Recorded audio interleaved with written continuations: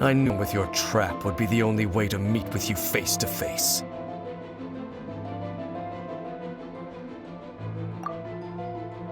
You risked your safety, and that of the Eye. That's quite the gamble, Dainsleif.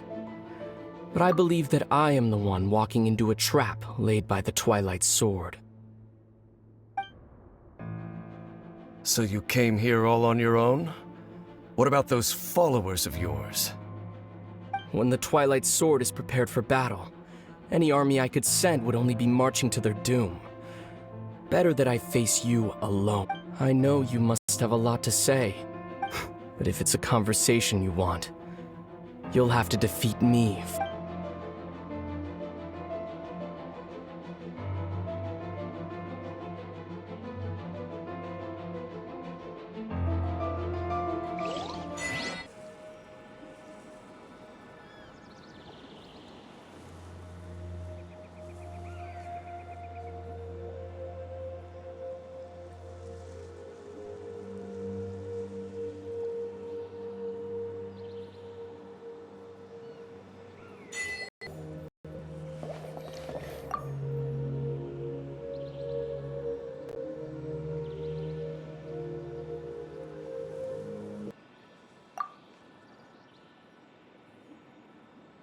No need to worry about Captain Dainsleif. Captain Dainsleif is having... His plan was to... He would then hand the Eye... That way, Captain Dainsleif could accomplish his own goal and ensure the safety of the Eye. That's right. Because...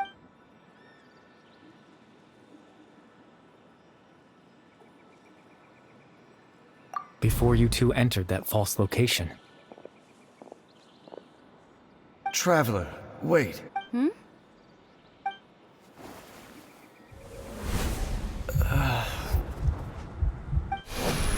We've no time to lose. Let's head inside.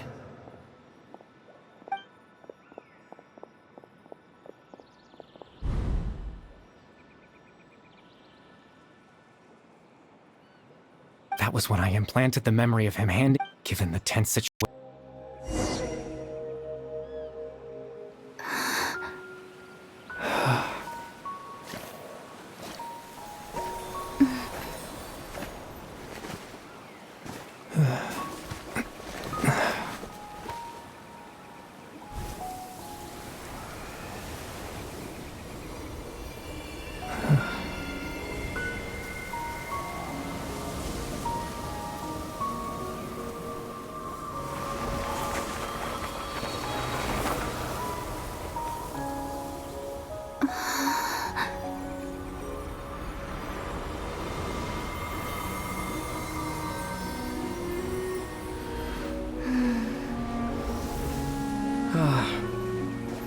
Looks like I was too late to see Kari Bear one last time.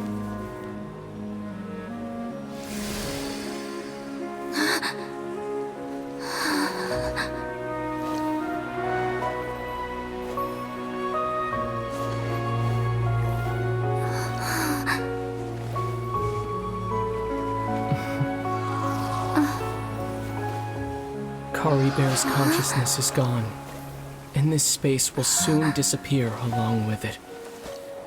Neither of us belongs here. That's why we're not tangible. Were that not the case, I'd love to hug you too.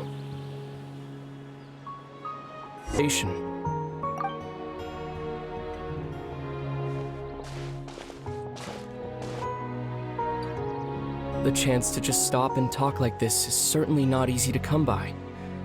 Wouldn't you agree? That battle earlier was tough. The one against Dane, I mean. I didn't expect that after everything, he would still hesitate to raise his sword against me. Were it not for that, perhaps I'd still be no match for the Twilight Sword. Even after the Loom of Fate, huh? I still haven't found a way to utilize it to its full potential. But there's still time. Before the heavenly principles awaken. Yes, for 500 years now, ever since the cataclysm in Conria, there's been no sign of activity. Not long ago, You witnessed the Hydro Archon destroy her divine throne, yes? Such a flagrant disregard for the rules, and still Celestia took no action. I suppose that's proof enough of the Heavenly Principles situation. However, the Heavenly Principles will awaken. We just don't know when that will be. Or what might... You could say that. Just look at Kari Bear. He was so pure and single-minded. The space we now find ourselves is a perfect representation of who he was. Quiet and peaceful. Even as a hilly churl, seeing the terrible sight within the mirror wasn't enough to taint his spirit. He brought comfort to the people of this world, even though he was denied the very right to be a part of it.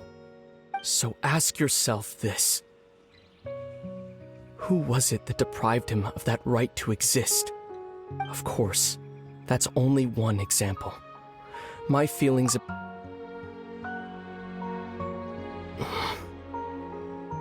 Lumine?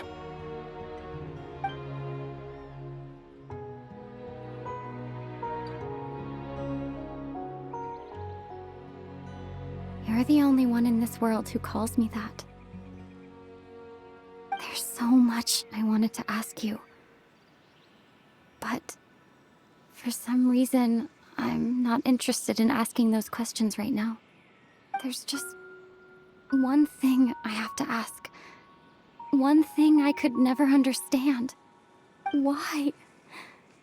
Why can't we continue our journey together?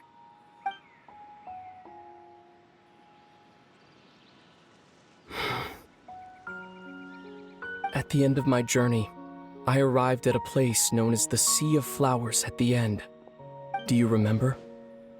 A long time ago, when we traveled between worlds together. You told me. You wanted to find a place in the universe where that one flower was in full bloom. To have a place like that suddenly appear before me? Well, would you think of that as a coincidence? You mean? I miss you too, Lumine.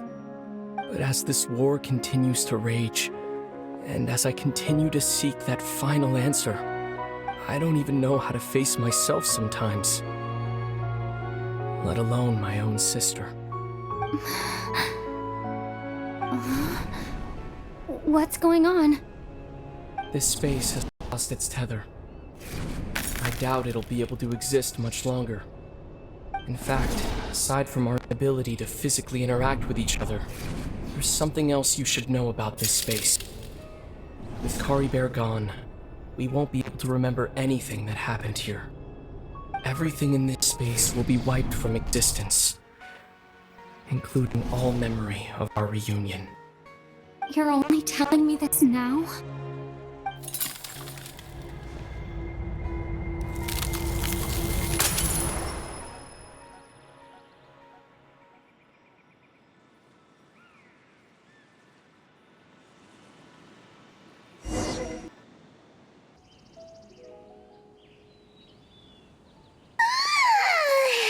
Still so sleepy.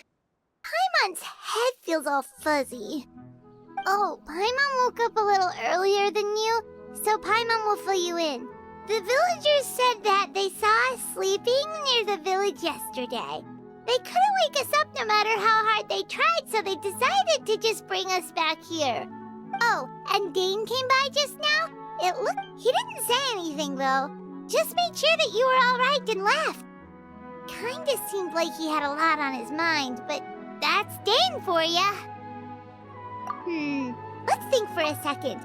We were in that... He was the missing villager that we've been trying to find, right? And after that... Paimon doesn't remember what happened. Wait, really? What a score!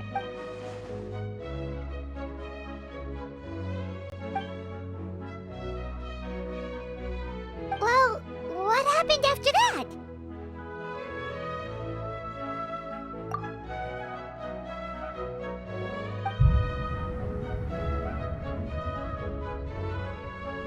Ah, there you are. Bayram, you sure seem happy. Did something good happen? Something good? Huh. Wasn't it? It's just that, well, the village organized another search party yesterday. It didn't so there we were, searching. According to him, one day around dusk, he was passing by this one tree. There he was, sleeping under that tree all by himself. His parents came, and after that, well, we all started to feel like that really is what happened. Oh, and we also remembered his name, Curry Bear. Now, that's not a name you hear every day. Would have been helpful if we remembered it sooner.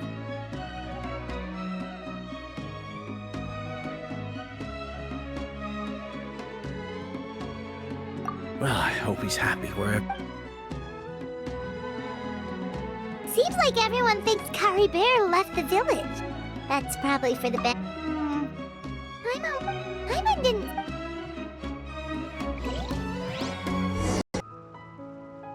Okay, I'll admit. I was dumped. Otherwise, why would he just leave like that without saying? You don't need to come. It's just like Curry Bear said. And you know, anyway. Well, that should be. Oh, right!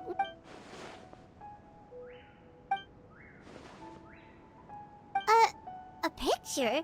Where'd that come from? Let